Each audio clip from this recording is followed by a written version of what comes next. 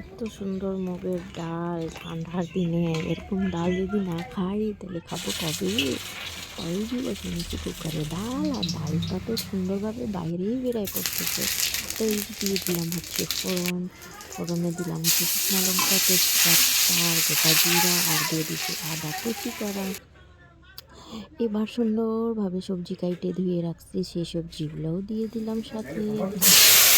এই যে দেওয়া হয়ে গেছে, সব দিয়ে ভাজা ভাজা করে নেব সবজিগুলা। কারণ সবজিটা আমি দিই নাই ডালের মধ্যে, কারণ ডালের মধ্যে দিলে কাঁচা কাঁচা থাকে। তো আমি সুন্দরভাবে ভাজা করে নিয়ে তারপরে দিতে সব কিছু দিই।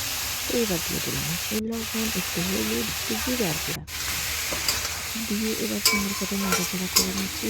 সবজিটা দেখে যেরকম সুন্দর লাগতেছে খাইতে তেমনই সুন্দর হয়েছিল ডালের সাথে। তো এই যে এবার ডালটাও হয়ে গেছে জাল।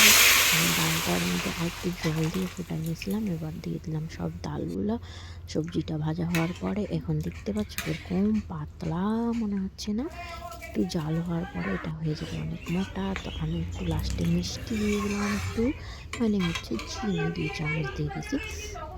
এই দেখো কত সুন্দর ডাল হয়ে গেছে না। তো টাটা, ভালো থাকবেন সবাই। এরকমই নিরামিষ তরকারি দেখার জন্য।